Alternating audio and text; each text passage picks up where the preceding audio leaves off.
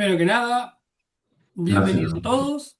Muchas gracias por sumarse a este webinar, primer webinar, si no me equivoco, de ADECA, el primero del año, en el que vamos a estar hablando, espero que sí, que esto es una pregunta al mejor estilo facultad, a ver si todos estamos en la clase correcta, en la que vamos a hablar de Python para placas IoT o, si se quiere, Python en Internet de las Cosas. Antes de arrancar, probablemente vaya moviendo algunas ventanitas en la computadora, porque como ustedes saben, la virtualidad trae algunas particularidades.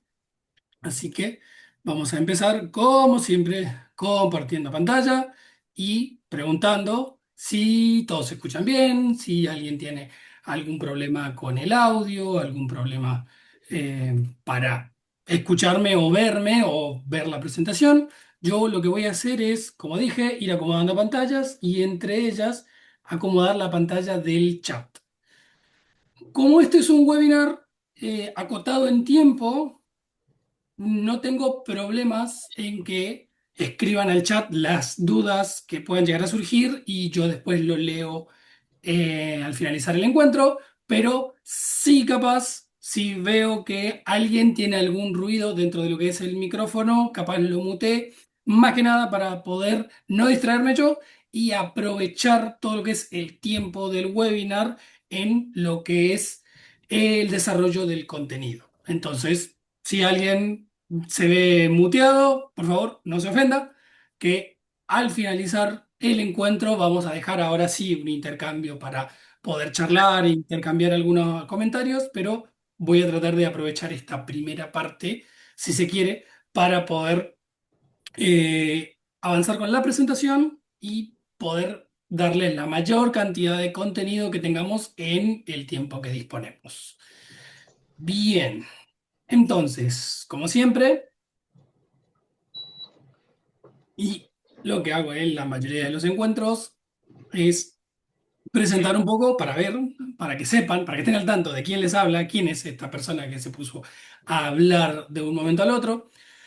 Mi nombre es Ciro, soy especialista egresado de la UBA en Internet de las Cosas, de la primera corte de esta especialización.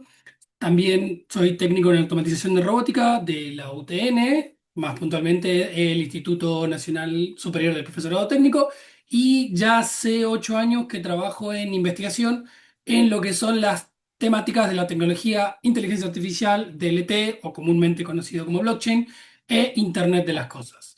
Me desempeño, además de mi trabajo de investigación y desarrollo, como docente en el Laboratorio de Sistemas Embebidos de la UBA y en la Universidad Nacional de Quilmes, más precisamente en la carrera de informática. Y dentro de ADECA soy uno de los colaboradores que se ocupa de la comisión de jóvenes que trata de alguna manera de acercar o hacer de puente entre los nuevos profesionales o los futuros nuevos profesionales con el ámbito de la automatización y control y algunas otras verticales de este ambiente. Comentarios aparte de todo esto, vamos a ir de lleno y pisamos el acelerador con todo para aprovechar el tiempo que tenemos, ya que desde la cucaracha me están diciendo que se escucha bien el audio, así que yo confío en ustedes. Bien, por un lado, espero que todos se hayan anotado a conciencia a lo que es el webinar, pero igualmente me hace tener que comenzar desde el principio de todo, de que si el webinar se llama Python en placas IoT, lo más lógico sería empezar por qué es Python. Capaz todos saben qué es IoT o más o menos se lo están imaginando, pero alguno que venga capaz de un ala más de la automatización o de la industria, si se quiere, más dura, desconoce en simples aspectos qué hace Python en diferente a otros lenguajes. Vale aclarar que Python es un lenguaje de programación, es correcto, pero también es un intérprete, es un programa que se tiene que instalar dentro de algún tipo de dispositivo para que éste corra. A diferencia de otros lenguajes como puede ser el famoso C++ o el lenguaje C, que muchos conocen, Python no es un lenguaje compilado, es decir, no es un lenguaje que tenga que ser primero convertido a código máquina para después ser grabado dentro de un dispositivo.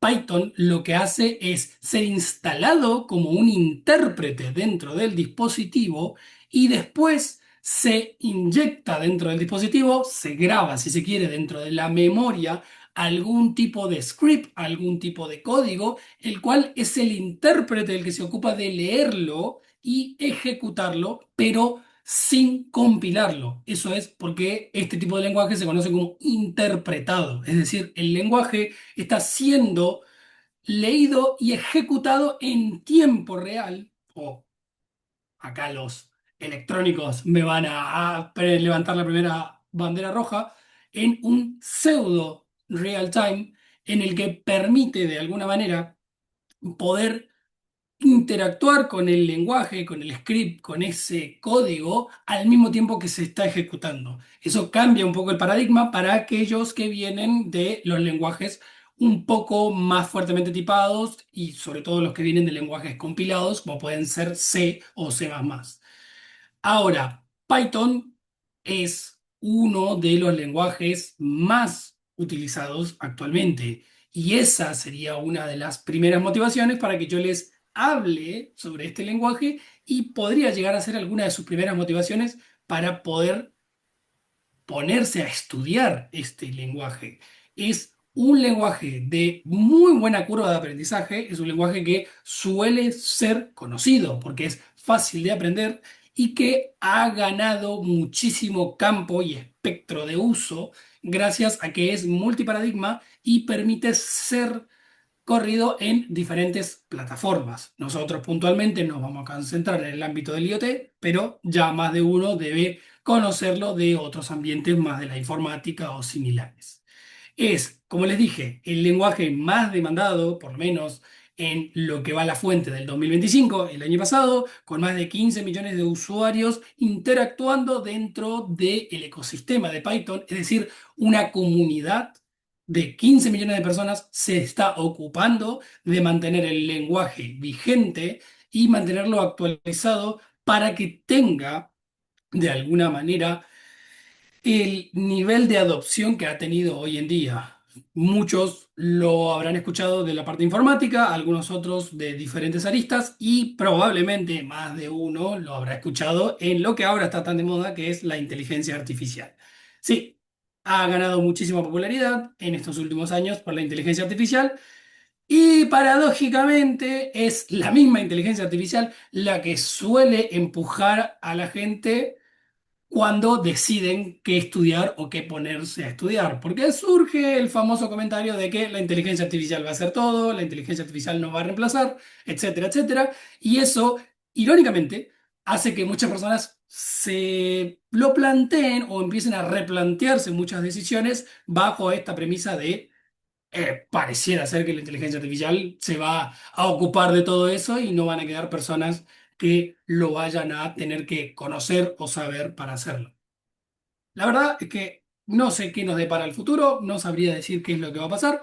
Lo que sí puedo decir es lo que pasa hoy, y es que hoy por hoy, aunque no lo crean, tenemos a 84% del mundo no utilizando la inteligencia artificial. Y estos son datos fácticos, estadísticas, que se han visto en otros ámbitos para mostrar el nivel de adopción. Y si bien nos encontramos en alguna suerte de momento de la historia donde parece que todo el mundo lo usa y todo el mundo lo va a usar y prácticamente ya no queda espacio para las personas y para lo humano, los datos dicen algunas otras cosas.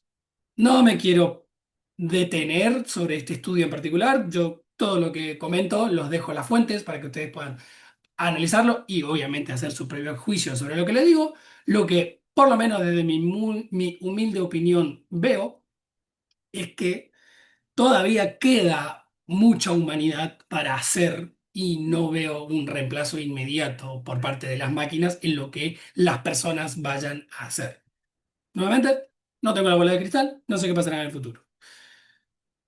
Bien, a más de uno me va a decir, Ciro, no vinimos a hablar de inteligencia artificial, no vinimos a hablar de Python, vinimos a hablar de placas IoT. Ya voy, ahí voy, porque para hablar de esto tengo que empezar con Python. ¿Y Python se puede grabar en placas IoT? No. Se terminó el webinar, cerramos el webinar, listo, ya está, nos fuimos, la respuesta fue contestada y fue negativa. La respuesta es casi. Existe, como les había dicho, la capacidad que tiene el lenguaje para adaptarse a diferentes ecosistemas. Y una de las adaptaciones que ha logrado trascender el ámbito de la informática y, si se quiere, las computadoras de propósito general, y se ha volcado en el ámbito del IoT, es una implementación de Python 3, conocida como MicroPython, la cual está optimizada para funcionar en sistemas embebidos. Si podemos tener un sistema embebido que tenga la capacidad de conectarse a Internet, ya sea a través de Wi-Fi o a través de cable, tenemos un dispositivo IoT.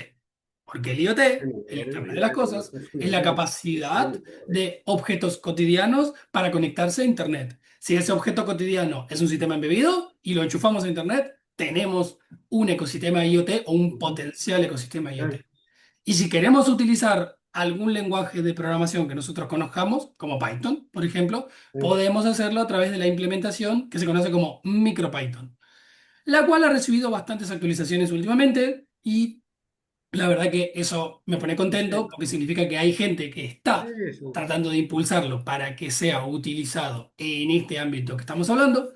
Así que esas son buenas noticias, por lo menos para los que nos gusta esta tecnología, que ya la vamos a ver en un ratito cómo empezamos.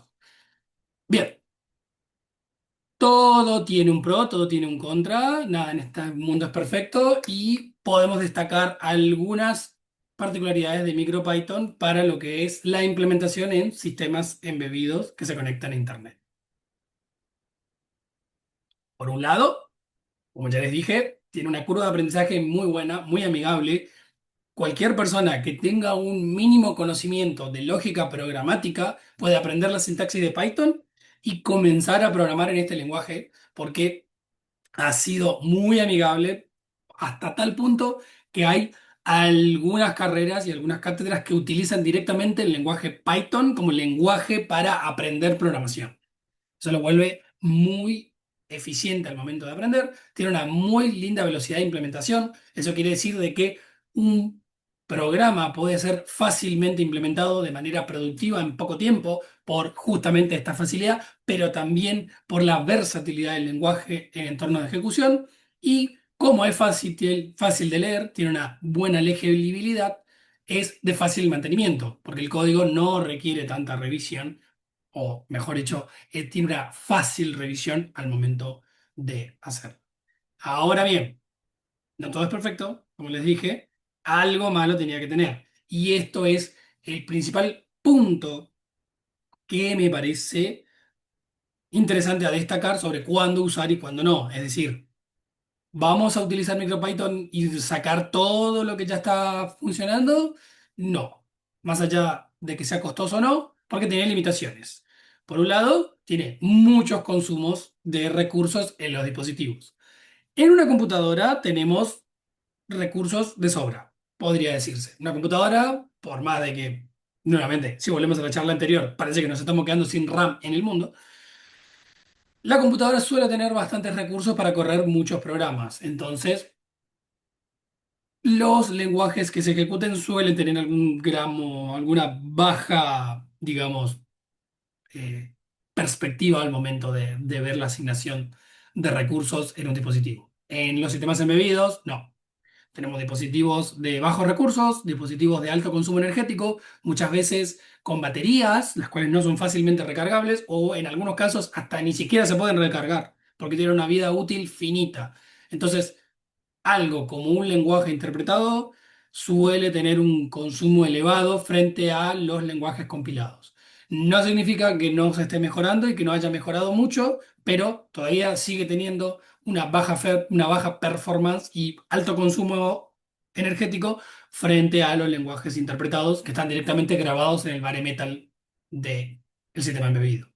Tiene bajo rendimiento en esta idea de lo que es el alto consumo energético, entonces para dispositivos que tengan una batería limitada, capaz no es la mejor opción, y tiene algunos problemas en ambientes críticos. Es decir, ahí empieza uno de los grandes puntos débiles o el fuerte punto de análisis al momento de elegir MicroPython.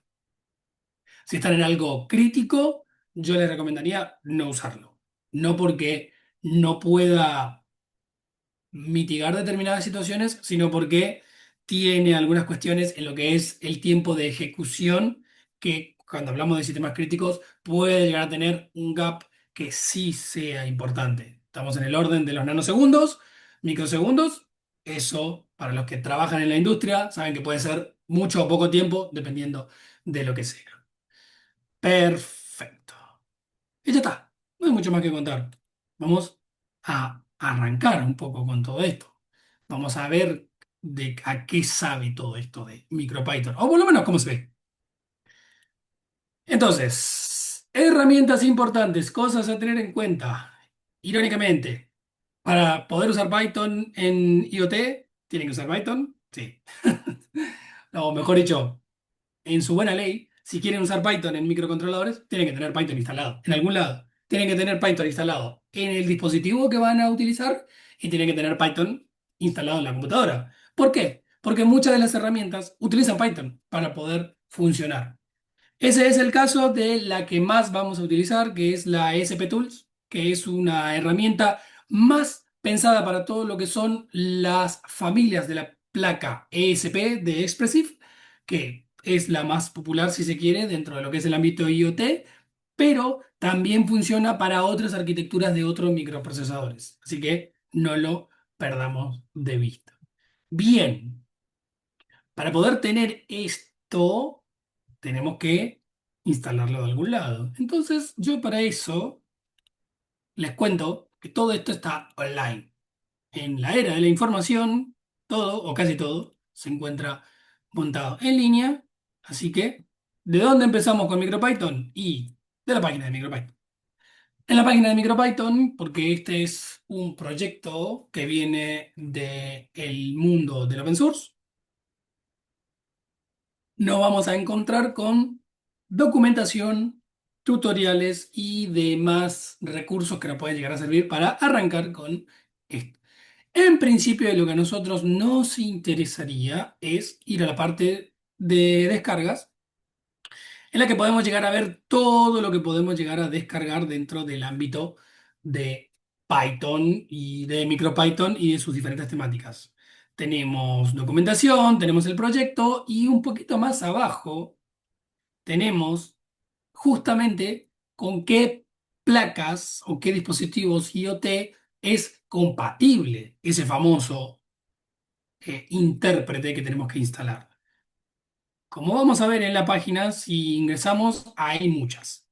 Muchas placas, algunas conocidas, otras no tanto, son compatibles perfectamente con MicroPython y pueden ser grabadas internamente para poder utilizarlo. Acá aparecen algunos conocidos, como el Arduino Nano Ble, que es el Nano 33, que es bastante versátil y bastante conocidos. Tenemos al PLC Opta como otra de las opciones. Y tenemos acá a los que me interesa, por lo menos en esta parte, hay un montón de otros, pero particularmente yo me quedo con la SP32 porque es la que quería mostrarles para hacerlo más rápido, sobre todo porque es una placa chica.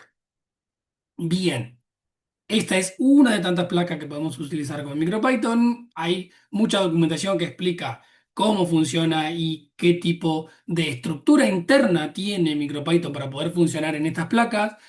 Todo esto está documentado y pueden llegar a analizarlo directamente desde el repositorio para ver cómo funciona y cuáles son las versatilidades. Pero lo que me importa en este momento, por lo menos, es la sección de firmware, que es en donde vamos a poder grabar ese intérprete, lo que vamos a descargar para poder grabar ese intérprete en la placa. Todo esto que está acá ya se los pasé por chat, podemos ir viéndolo un poco más y lo vamos a tratar de ver en esta plaquita que está acá, que espero que se vea en la cámara. Igual saqué el blur, así que más o menos creo que está. Bien. Otra herramienta bastante interesante es alguna conocido por algunas personas, que es el caso del famoso PuTTY.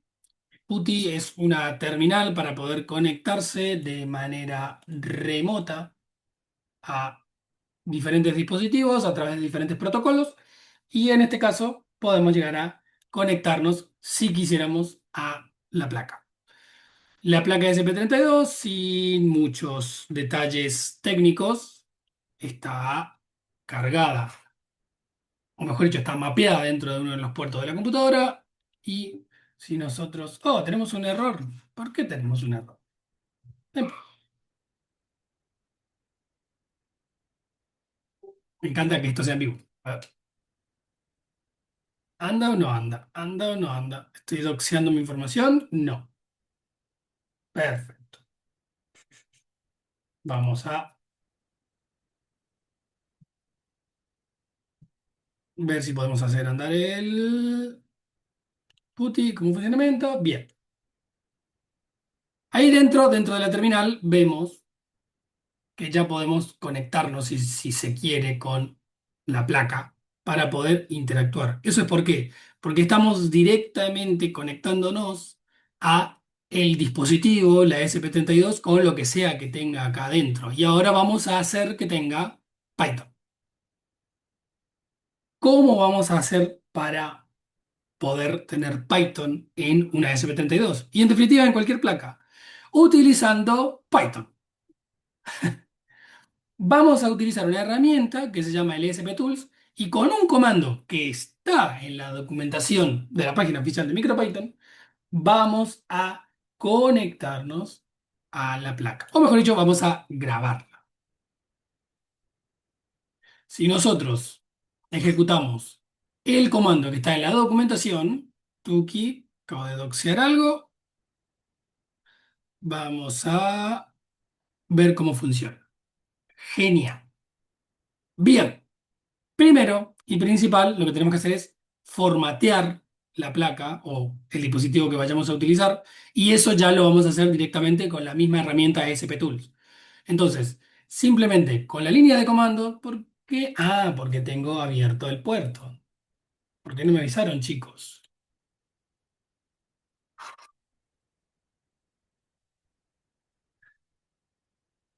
Haciendo un comando de formateo de la placa, que nuevamente está en la documentación de MicroPython y que ahora se lo puedo convertir, ¿por qué no? Lo que vamos a hacer es, en principio, formatear la placa y eliminar cualquier cosa que tenga dentro, dejando una, un campo limpio en todo lo que sea la memoria para poder grabar ese famoso intérprete dentro de la SP32. Bien. Y con el segundo comando de ESP que también está en la documentación, lo que vamos a hacer es grabar a través del puerto 3 el firmware de la placa. Ese firmware, ¿dónde está? Ese firmware yo lo descargué y lo tengo en una carpeta. Esta carpeta, que está acá en mi explorador de archivos, tiene un montón de otras cosas y también tiene un archivo .bin, un binario, el cual me descargué de la página de MicroPython. En la página de MicroPython me fui a la sección de firmware, busqué alguna release, fue todo muy bonito, me descargó un .bin y en mi consola yo busqué la carpeta User, C. Romero, Document Desarrollo, Taller SP32, con el archivo que se llama SP32 Generic, versión 2024, bla, bla, bla. Y puedo, a través nuevamente de los comandos de MicroPython, grabar el intérprete dentro de la placa. Recuerden que para poder hacer estos pasos tienen que haber descargado el firmware de la página de MicroPython o de alguna otra página que consideren segura, ubicar la terminal en ese lugar, en esa dirección donde está ubicado ese archivo, si se quiere, la ruta del archivo, y utilizar los comandos que está en la documentación de MicroPython. Bien, ¿me siguieron hasta acá? Aunque sea, mándenme manitos. No, esto queda grabado, así que si hay que repasar algo, tienen la grabación. Lo que me interesa es que más o menos me siguen. Una persona me mandó una manito, para mí ya es suficiente de que por lo menos no le estoy hablando a la pared. Genial. Entonces, volvamos al famoso programita PuTTY. Acabo de...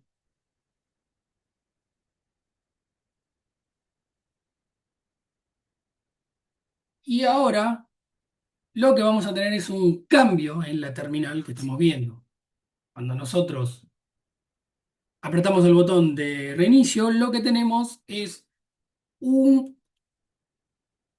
un código diferente que nos da algunas definiciones dentro de lo que se está ejecutando y nosotros acá mismo podemos llegar a escribir si queremos directamente. ¿Por qué? Porque estamos interactuando directamente con el intérprete de Python. Eso quiere decir que ya estamos ejecutando Python dentro de algún dispositivo. En este caso, el dispositivo de la SP32.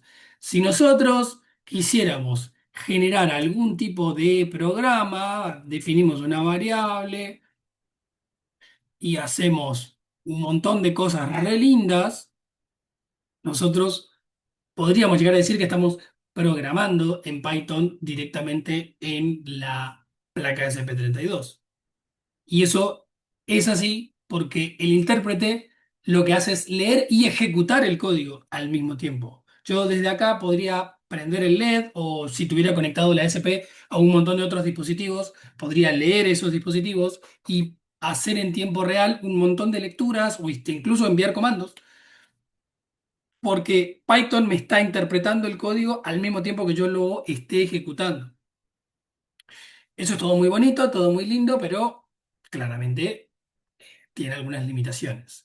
Entonces vamos a tratar de entender un poco cómo es que funciona MicroPython dentro del dispositivo. Primero, tenemos que saber que los archivos que nosotros escribamos se van a guardar dentro de la memoria del dispositivo. Es decir, van a estar en alguna sección de la memoria del dispositivo, dependiendo cuál sea el dispositivo, pero que en definitiva van a ser archivos físicos, si se puede hablar de físico en el ámbito digital, que van a tener el código de la misma manera que nosotros tendríamos un bloc de notas, un Word, cualquier tipo de archivo que tenga algún tipo de información, se va a ver igual que el archivo que nosotros guardamos dentro del dispositivo al cual le instalamos MicroPython. Eso es porque, nuevamente, esto es un lenguaje interpretado que va a buscar los archivos para poder funcionar, pero no va a buscar cualquier archivo. En estructuras básicas de MicroPython, hay dos archivos que son los puntos de entrada para el intérprete. Uno se llama boot.py y otro se llama main.py. En el archivo boot.py se suelen colocar todas aquellas directivas de configuración comparable a lo que puede llegar a ser un punto H en C++, pero que en definitiva es el primer archivo que es buscado por el intérprete para ser ejecutado. Si el boot.py no tiene nada, se sigue de largo. Si tiene algo, se ejecuta y si tiene algún problema en el archivo, todo el sistema se rompe y empieza una ejecución de cero, a menos de que la ruptura sea a bajo nivel. El segundo archivo que se busca es el main.py.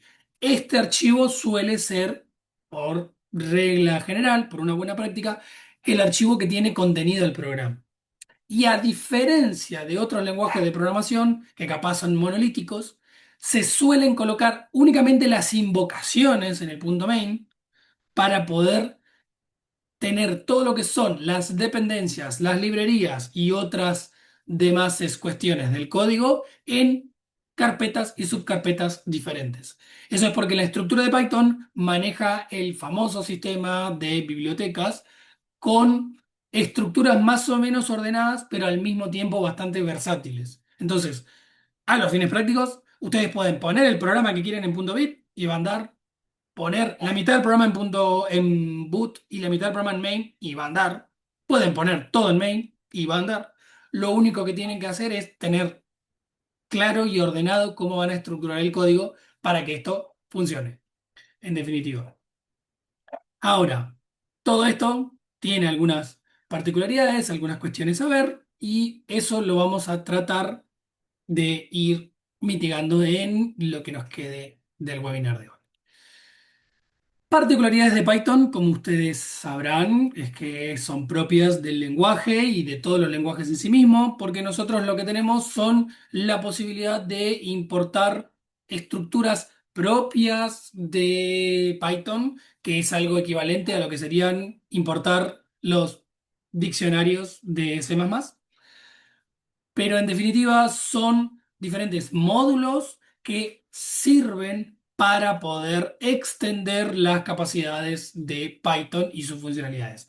Y en el caso puntual de MicroPython, muchas de estas funcionalidades son directamente asociados al comportamiento externo típico que tiene un sistema embebido, es decir, lectura de pines, lectura de puertos, manipulación de puertos generales de entrada y salida, y van a ver que cuando estructuran un código leído en Python, es bastante transparente cuando estamos hablando de un pin de entrada y salida, cuando estamos manipulando algún tipo de puerto, ya sea alguno que tenga un conversor ADC, un PWM, y hasta incluso van a ver si se meten en profundidad en el lenguaje, que hasta aparecen librerías completas dedicadas a un protocolo, como puede ser el I cuadrado C o el protocolo serie, para poder comunicarse a través de los pines físicos de la placa. Bien, ¿cómo se ve un programa de MicroPython? Y más o menos así. Tenemos en la primera parte una importación de módulos con lo que vayamos a utilizar, declaración de variables, en este caso una variable que controla algún pin, que vamos a ver más o menos para qué sirve, y algunas estructuras importantes para, en este caso, prender y apagar un LED, pero en otros ámbitos va a ser en esa sección donde se va a estructurar el programa. Ahora bien, ¿cuál es lo más importante en MicroPython? O por lo menos lo que vale la pena destacar, es que no trivial a otras estructuras que ya tienen armado lo que es un bucle por defecto en su comportamiento, en MicroPython tenemos que hacer un bucle, digámosle, explícito, sin condición de corte, para que todo lo que esté dentro de ese bucle se ejecute. Si nosotros no colocamos ese bucle, lo que va a hacer es que el intérprete va a leer todas las líneas del script que nosotros hicimos, en definitiva, del famoso código de nuestro programa, y cuando termine simplemente va a quedar ahí en la nada. Vamos a pensar que el dispositivo falló, pero no, no es que falló. Ejecutó todas y cada una de las líneas y cuando llegó al final se cortó porque no tiene nada más que leer. Entonces, primera observación que varias personas me han hecho cuando se encuentran con esto es que no entienden por qué su código no anda y lo que resulta es que el código siempre anduvo, solo que se ejecutó una sola vez sola, pero no tuvo ese bucle de ejecución. Bien. Para poder hacer un ejemplo rápido de todo esto, vamos a utilizar una IDE que también viene de la familia del software libre, o sea, es perfectamente gratuito, igual que esto, igual que todo lo que les estuve compartiendo, que suele ser de las más populares para lo que es MicroPython. No significa que sea la mejor. Yo, en lo particular, no la utilizo desde el punto de vista profesional, y si ustedes tienen un proyecto más grande, yo automáticamente digamos, les comentaría las otras opciones que puede haber antes que esta IDE para poder utilizarla, pero con fines educativos es de las mejores porque suele ser la más intuitiva. Estamos hablando de la famosa IDE Tony, que está bastante popularizada para todo lo que es el ámbito de SP32 e Internet de las Cosas con esto. Lo que tiene Tony de interesante es que funciona como una IDE común, es decir, ustedes pueden escribir Python acá como un lenguaje de programación como cualquier otra y ejecutar las estructuras, pero en la parte inferior pueden llegar a comunicarse con la placa ESP32 y su comunicación. Voy a cerrar porque nuevamente me está molestando el puerto. Vamos a ver. Bien. Entonces, mismo que dije antes, podrían ejecutar algo y, y tener todo lo que es el uso de la terminal para poder ejecutar Python, pero podrían llegar a programar lo que quisieran sin tener nada grabado adentro. Bien, entonces, vamos a ver cómo hacemos algo rápido acá en la IDE sin complicarles mucho la vida. Entonces, si nosotros vemos en la parte inferior, como les dije, vamos a tener la posibilidad de usar Python local o vamos a tener la posibilidad de conectarnos a la placa que tengamos en el puerto especificado. Cuando estemos conectados en la placa, vamos a tener las mismas funciones que Tony, pero vamos a, por ejemplo, abrir un fichero y nos va a preguntar si queremos abrir un archivo de la computadora o si queremos abrir un archivo de la placa. Porque como les dije, esto funciona como un sistema de archivos con elementos guardados en la memoria. Entonces, si nosotros podemos, que queremos abrir un archivo del dispositivo MicroPython, lo que vamos a tener son los archivos que estén dentro de la memoria de la placa. Si vamos a boot, lo que vamos a tener es el archivo que acabamos de descargar y si hacemos una pequeña observación, vemos que este archivo está guardado con unos corchetes para poder distinguir entre archivos que están dentro del dispositivo y los que están en su computador. Bien, este archivo tiene cosas por defecto que vienen con el firmware que nosotros instalamos. Nosotros vamos a crear uno nuevo y vamos a utilizar, obviamente, el ejemplo de la presentación. Lo que vamos a hacer es guardarlo, que cuando ponemos guardar, nuevamente nos pregunta si queremos guardarlo en la computadora o en el dispositivo. Nosotros lo que vamos a hacer es guardarlo en el dispositivo. Y cuando lo guardamos en el dispositivo, tenemos que darle un nombre.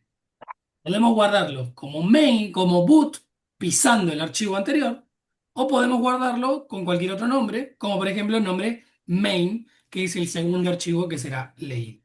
Cuando nosotros guardamos el archivo, en principio no va a pasar absolutamente nada, vamos a seguir con la placa como la teníamos, y cuando la reiniciemos, lo que vamos a tener es el famoso Blink, la versión Hello World de los electrónicos.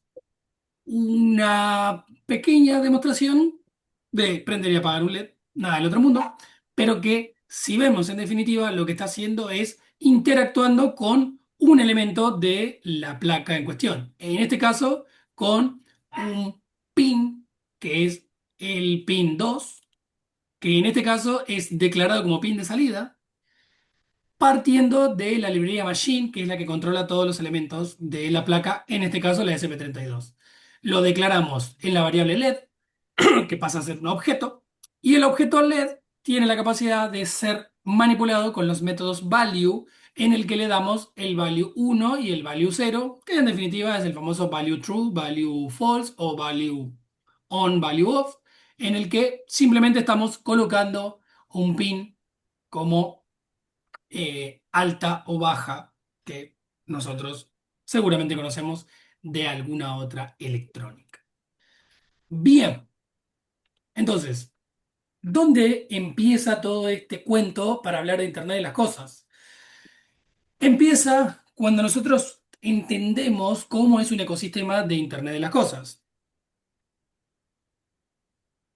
En un ecosistema de Internet de las cosas, nosotros lo que tenemos son identificados elementos que tienen la capacidad de interactuar con el mundo físico y convertir las variables propias del mundo donde vivimos en variables que pueden ser procesadas por dispositivos digitales.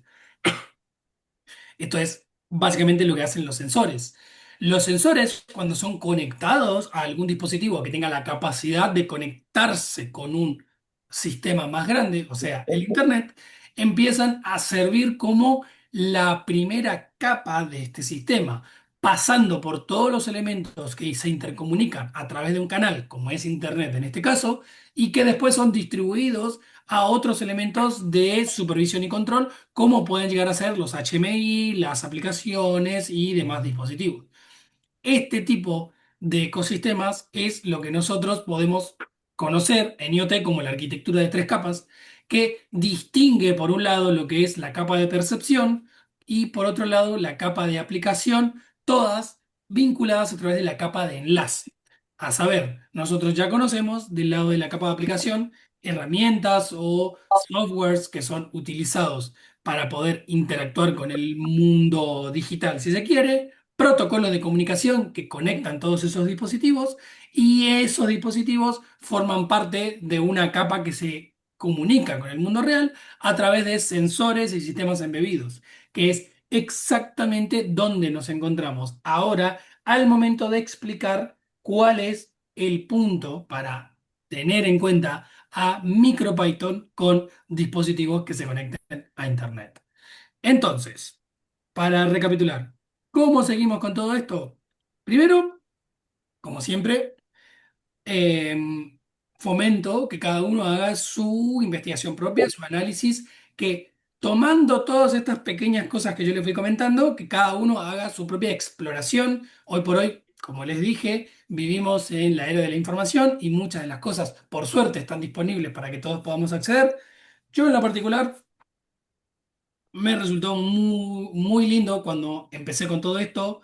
Este libro, que si bien está en inglés, tiene ejemplos bastante interesantes, como Programming with MicroPython de Tollerberry, que no es para venderles nada, es simplemente contarles que existen eh, bibliografía analógica que pueden llegar a consultar y después, obviamente, todo lo que son portales que tienen esta y otras tecnologías que pueden utilizar.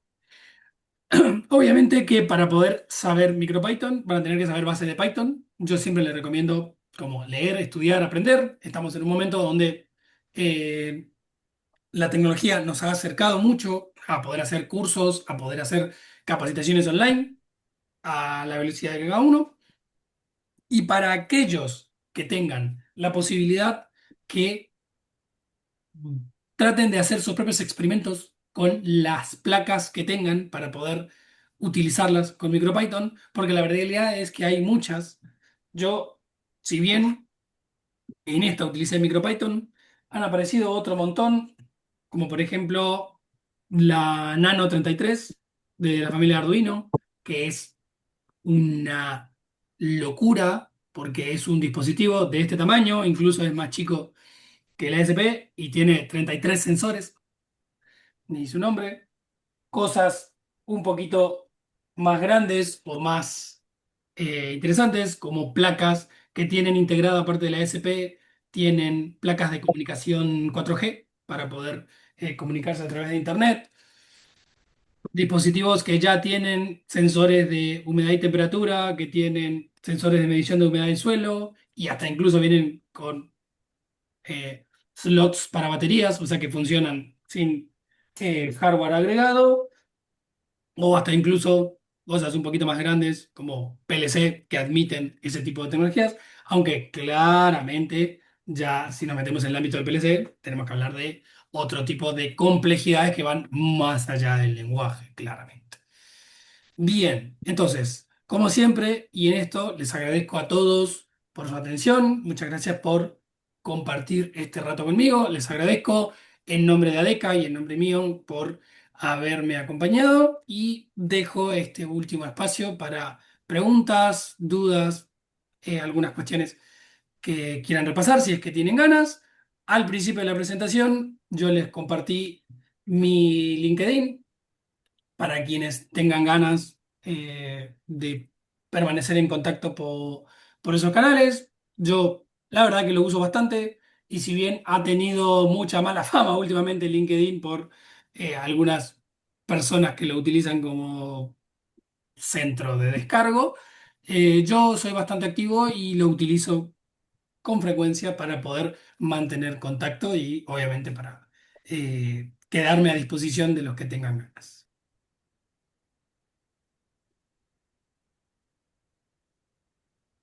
Bien, José Mangold y Juan Sensori hacen una pregunta parecida, que José, veo que tenés que hacer una tesina y te están utilizando la SP32. Y Juan recomienda, yo a ambos le puedo responder que iría por la versión más básica de la SP, y eso estamos hablando de las famosas Node MCU.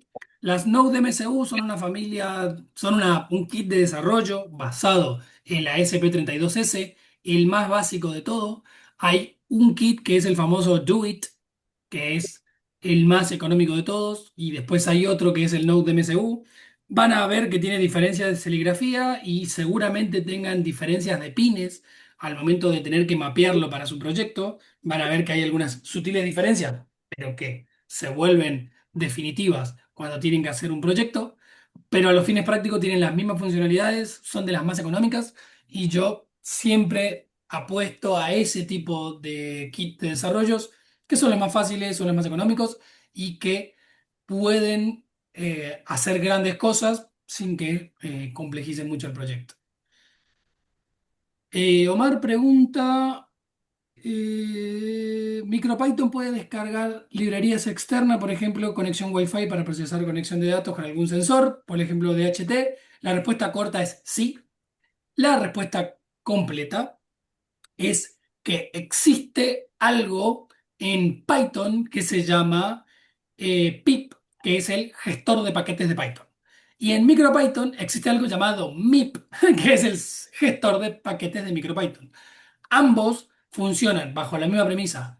Son gestores de dependencias que permiten poder instalar librerías específicas dentro de el Python o el MicroPython base que se tiene. Hay un viejo dicho en los programadores de Python que decimos que Python viene con baterías incluidas. Eso es porque muchas de las librerías, si bien no vienen de manera inmediata cuando utilizamos el lenguaje, al escribir un import ya aparecen un montón de funcionalidades nuevas, y con la agregación del pip o el mip en lo que es Python, aparecen un montón de librerías que permiten configurar, en este caso, sensores u otros dispositivos. Esto va a título de colación porque, como dije al principio, la comunidad de Python es una comunidad muy activa, es una comunidad que tiene muchas personas trabajando para generar cada vez más y más contenido. Entonces, cuando tenemos que usar un sensor, y ni que hablar de uno tan popular como el DHT11, suele ser mejor ver qué hay en la comunidad antes de ponernos a desarrollar. Y en el caso particular de ese sensor y otros igual de populares, te puedo asegurar que existe en la comunidad de Python personas que lo han implementado y que, no conformes con eso, han liberado el código para que personas de la comunidad lo puedan utilizar de manera inmediata. Para todo esto que te estoy contando, les paso el indexador de librerías de pip, parte de la comunidad de Python, como para que no me crean inmediatamente lo que le digo, para que vean, para que busquen ahí sensores o dispositivos y van a encontrar que se encuentra tanto la versión de Python común y que tiene un apartado para todo lo que es MicroPython. Matías, sí, el libro se llama Programming with MicroPython de Nicolás Tollervey, te escribo. No estoy violando derechos de autor porque estoy diciendo cómo se llama, y no lo consideren publicidad porque no tengo nada que ver con esta editorial ni con esta persona. Dicho esto, procedo a compartirles el libro. A mí me gustó mucho, si bien no utilicé porque Toller Bay habla de otra placa, es decir, no utiliza puntualmente la SP32, pero porque existe una placa que tiene Python nativo. Entonces, este libro trata de fomentar el uso de esa placa en particular. Mucho del comportamiento de MicroPython está extendido a todas las placas prácticamente, y hoy por hoy existen un montón de funcionalidades que ya se han hecho retrocompatibles. Entonces, está interesante para arrancar, está interesante para sacar ideas. Y como todo, siempre yo digo que el conocimiento no ocupa espacio, así que todo sí.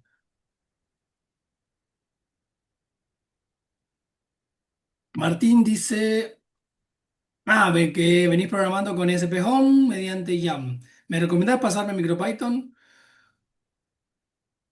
No podría recomendarte porque no sabría, Martín, en qué estás trabajando puntualmente, y seguramente cada proyecto en el que estés va a tener su análisis particular.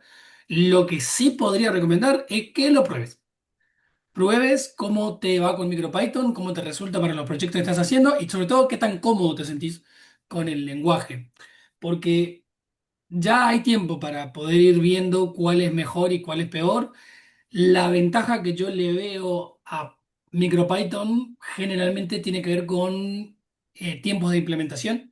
Muchas veces un proyecto, sobre todo con la SP, y si estás utilizando algún SDK de Expressive, no sé si SP Home, por el nombre deduzco que sí, pero si es algún SDK propio de Expressive, suelen tener curvas de aprendizaje bastante complejas, y a veces te piden un montón de cosas para poder hacer leer un sensor y mandarlo por Wi-Fi.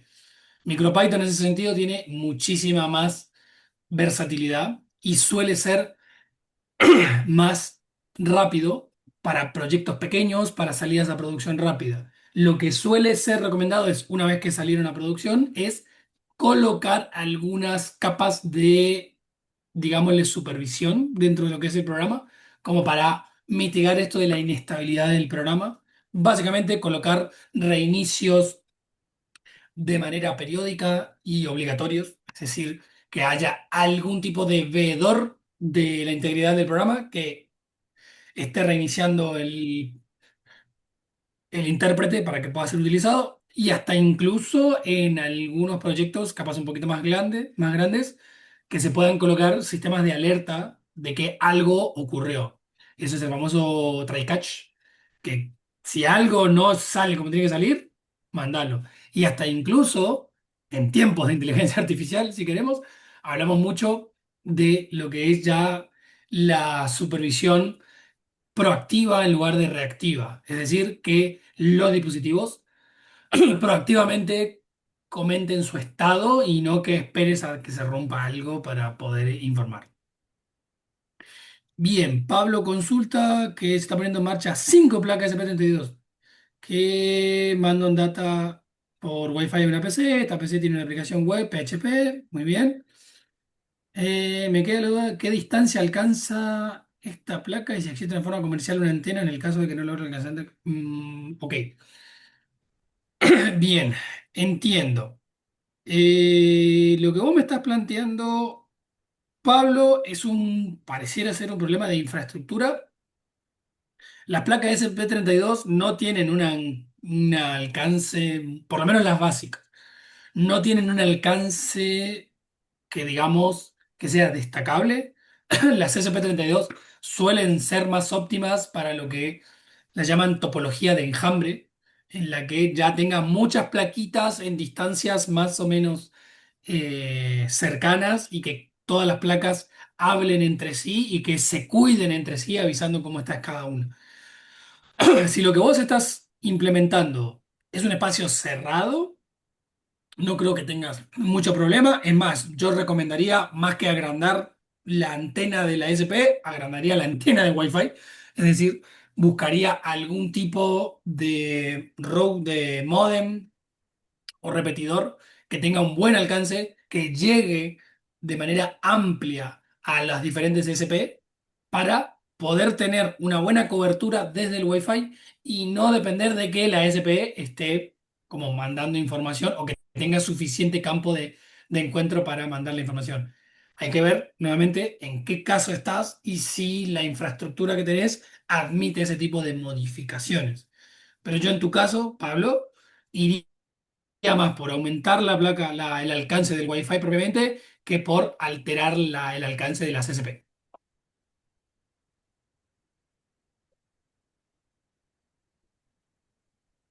Bien, no sé si alguien tiene alguna otra pregunta, duda, consulta.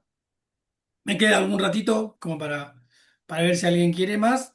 Sepan que todo esto va a quedar grabado en los canales de difusión de ADECA y que podemos llegar a estar en contacto para lo que necesiten, para cualquier tipo eh, de duda o consulta. Y como siempre, invitarlos a todos a que estén al tanto de la comunidad de ADECA y las diferentes opciones que damos de capacitación, tanto en lo que es la nómina de cursos como en la nómina de colaboradores, que todos de alguna manera tenemos experiencia en diferentes ámbitos y que podemos llegar a evacuar dudas si es que lo necesitan en sus proyectos.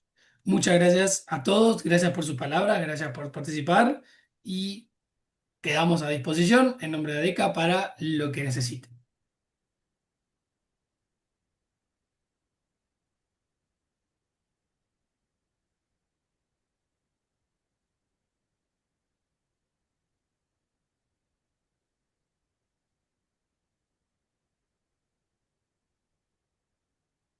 Muchas gracias a todos. Seguimos en contacto para lo que necesiten.